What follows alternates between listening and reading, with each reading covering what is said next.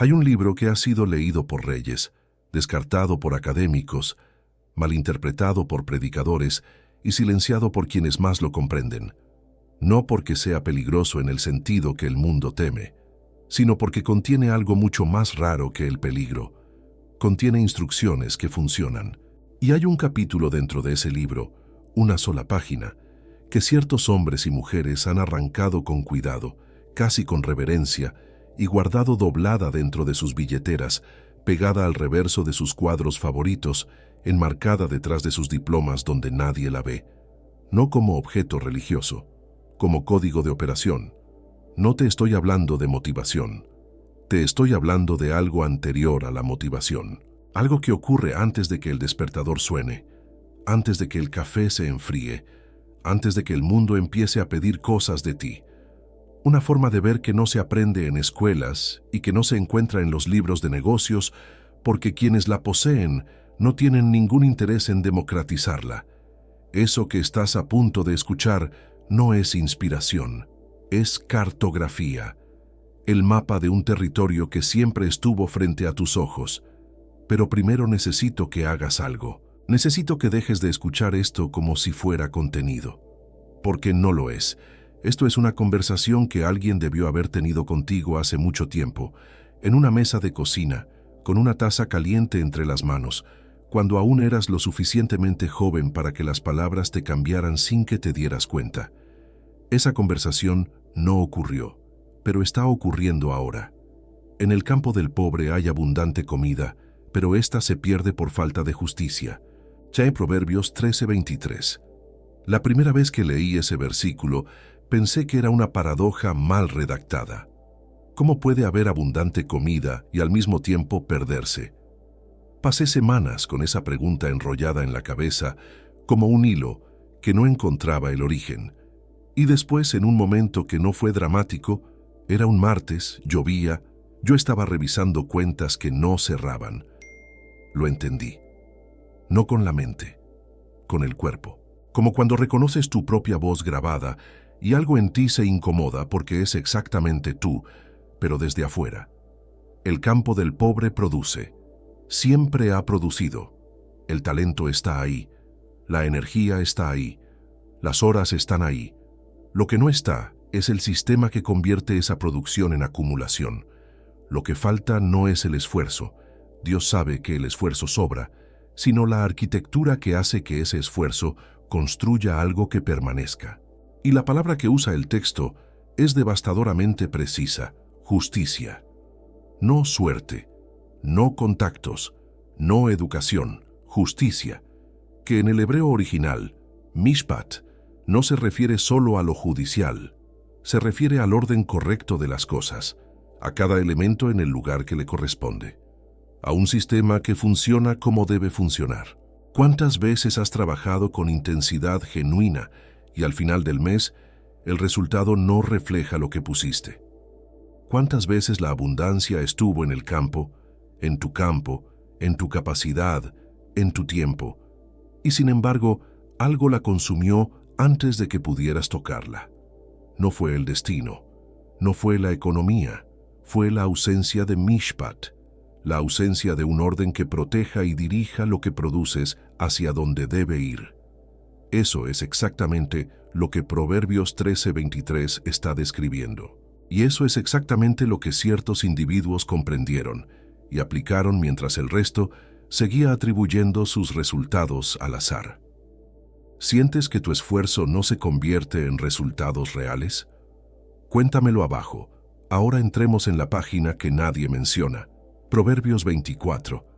Un capítulo que suele pasarse por alto porque no tiene la resonancia poética de los capítulos más famosos. No tiene el dramatismo del rey sabio ni las imágenes deslumbrantes de otros textos.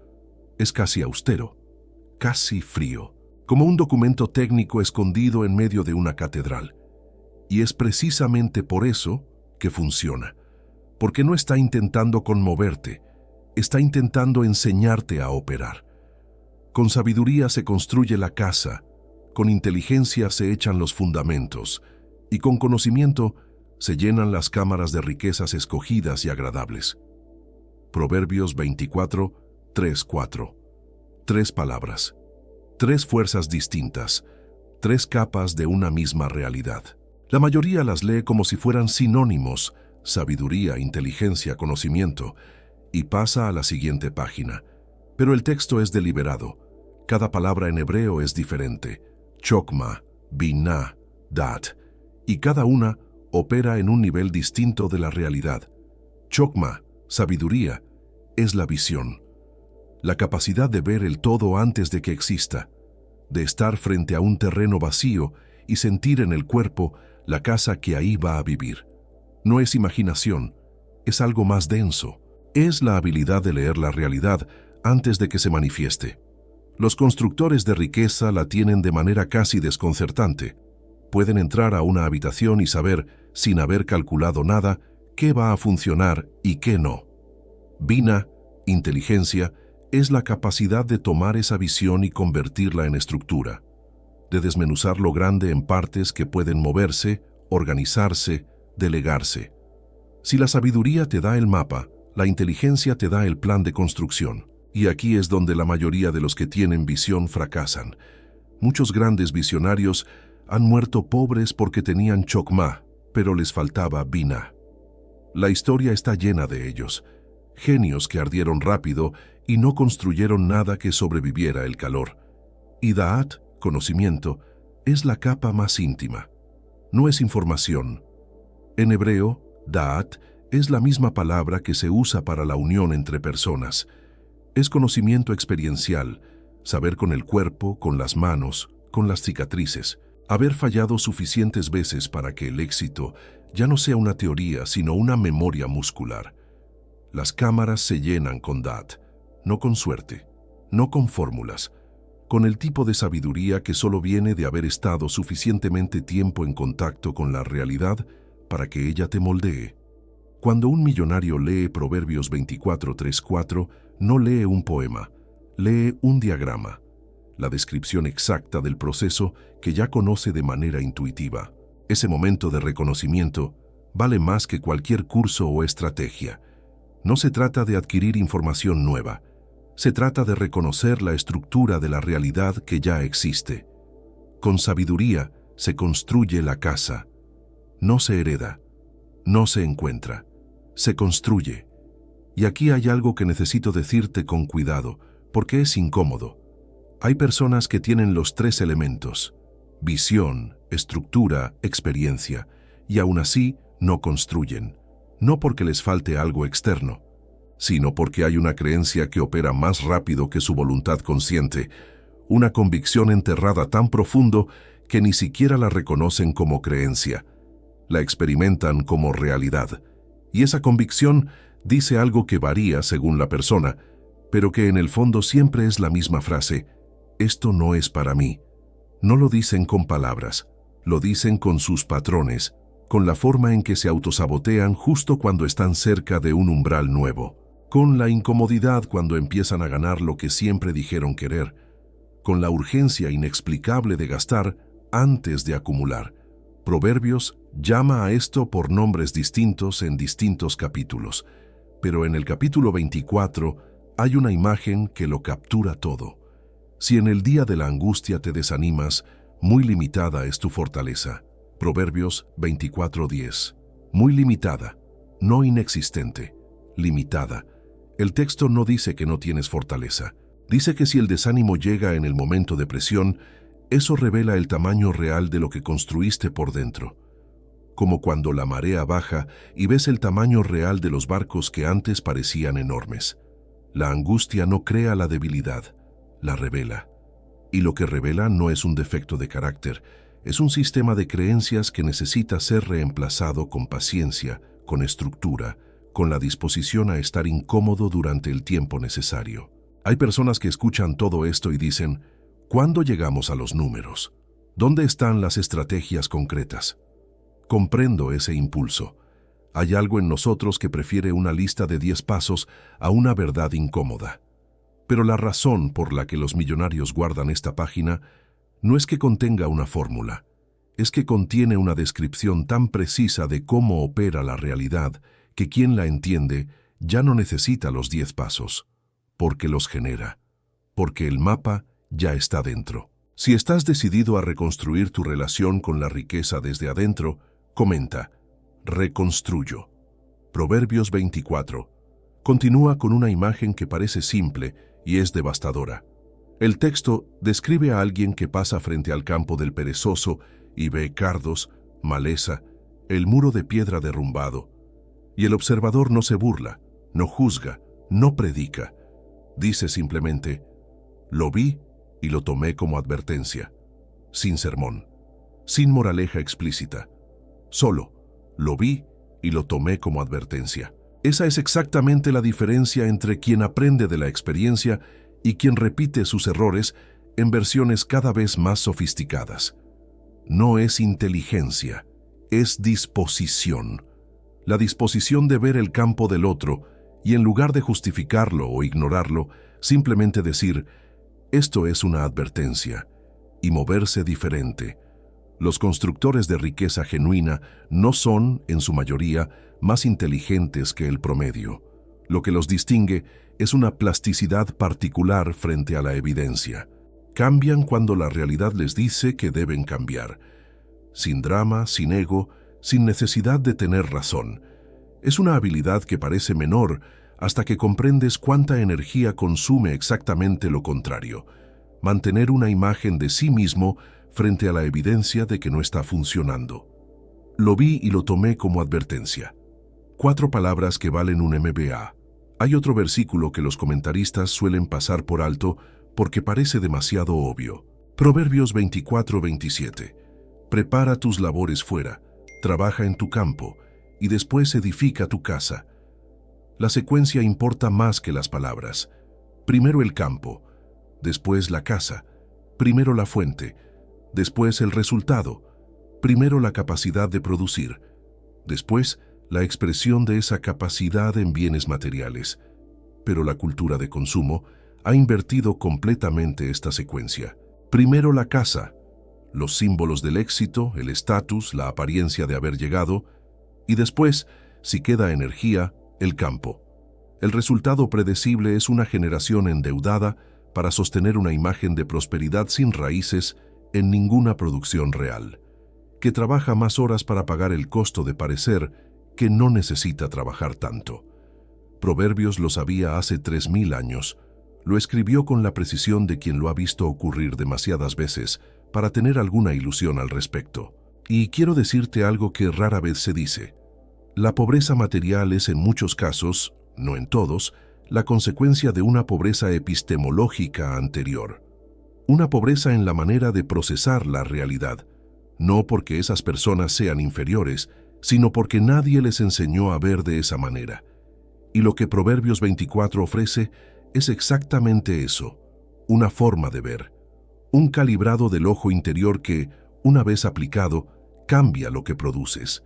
Esto no es teología, es ingeniería de la percepción aplicada a los resultados materiales. Y la razón por la que ciertos individuos la han guardado en silencio es que comprenden que la ventaja más sostenible no es tener más recursos, es ver más claramente que los que te rodean. Cuando un rival cae, cuando alguien que te hizo daño pierde, hay algo en el cuerpo humano que se ilumina con una satisfacción oscura. No voy a fingir que eso no existe. Existe. Lo has sentido. Yo lo he sentido. Y Proverbios 24 no lo ignora. Lo confronta directamente. No te alegres cuando caiga tu enemigo, ni se regocije tu corazón cuando tropiece. No sea que el Señor lo vea y le desagrade, y aparte de él, su ira.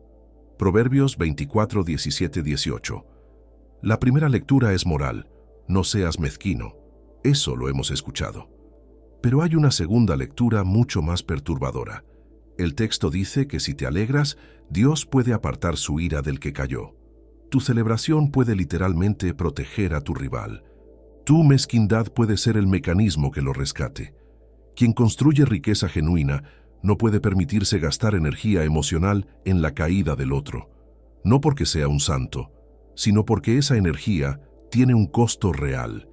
La satisfacción oscura de ver caer al rival es una deuda que se paga con distracción, con pérdida de foco.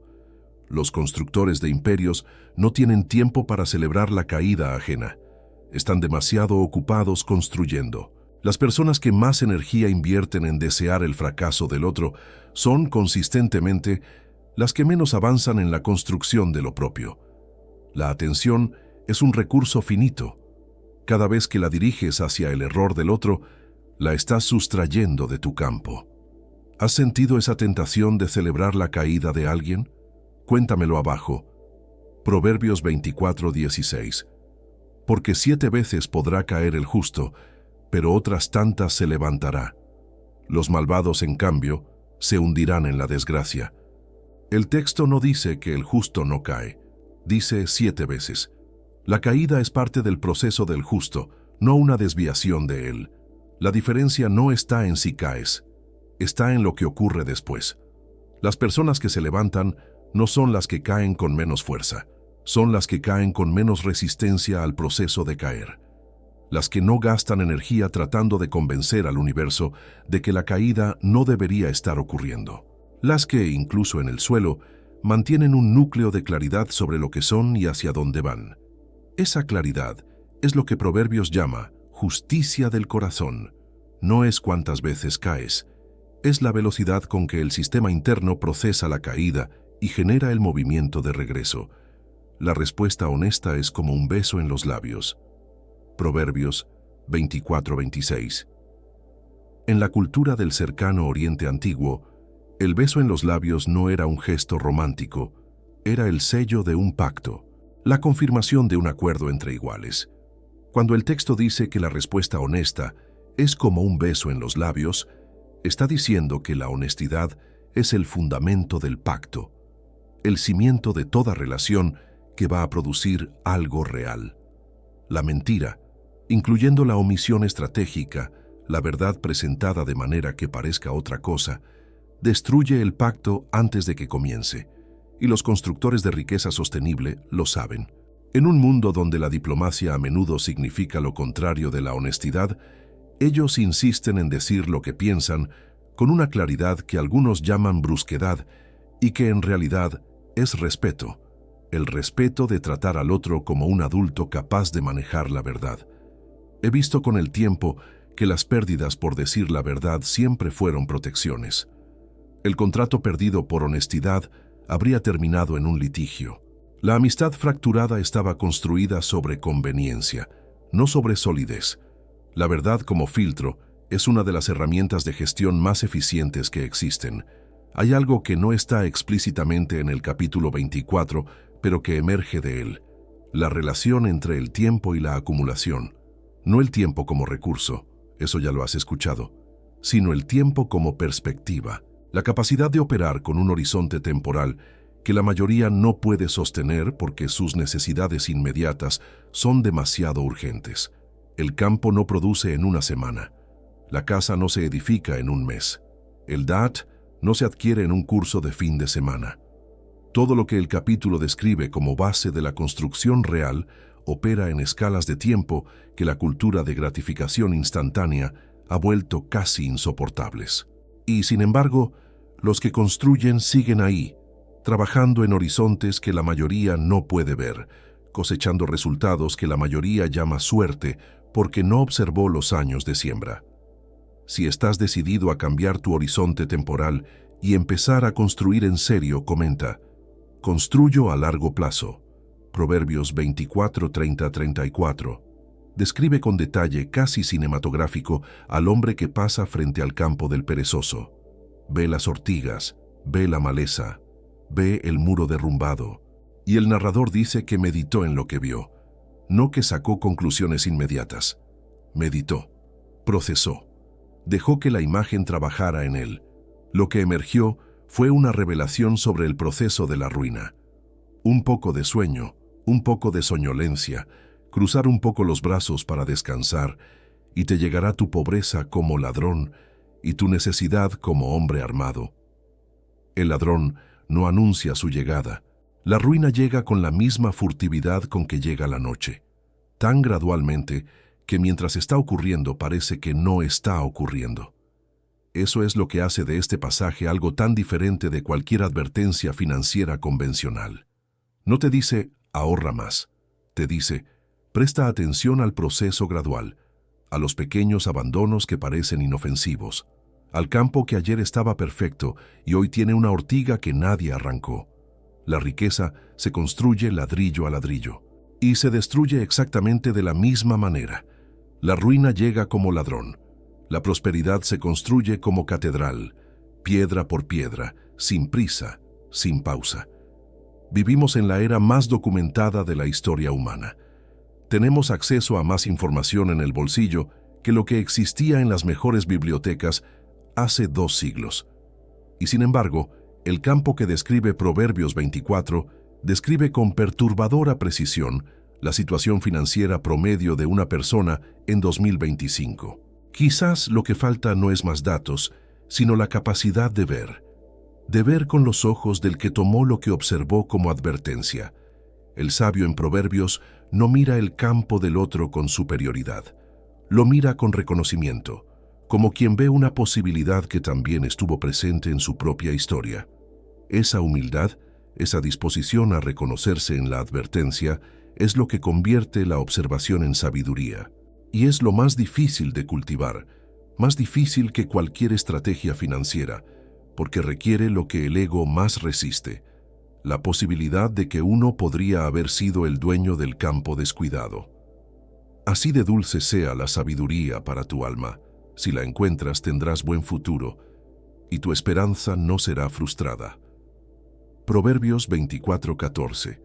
El buen futuro en el hebreo original no es una promesa vaga, es acharit, el final, el destino, la culminación. La sabiduría garantiza que el final de la historia sea coherente con los esfuerzos del camino, que la siembra encuentre su cosecha. No hay atajos en esa promesa.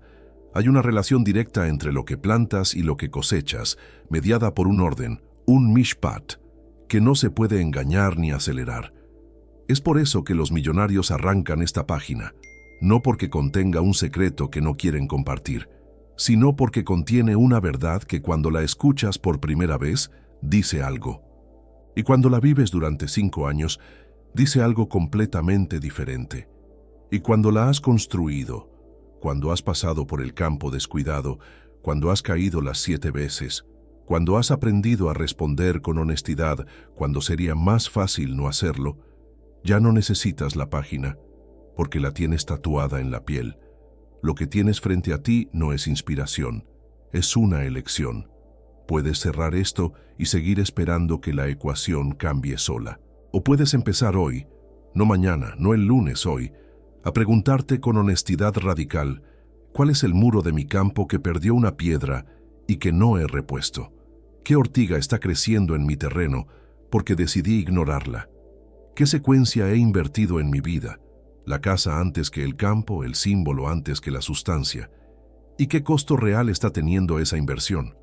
No te pido que respondas a mí, te pido que respondas a ti mismo, con la misma honestidad que Proverbios 24:26 describe como el fundamento de todo pacto real, con la disposición del que construye la casa solo después de haber preparado el campo, con la fortaleza de quien sabe que si se desanima en el día de la angustia, eso solo revela cuánto más queda por construir por dentro.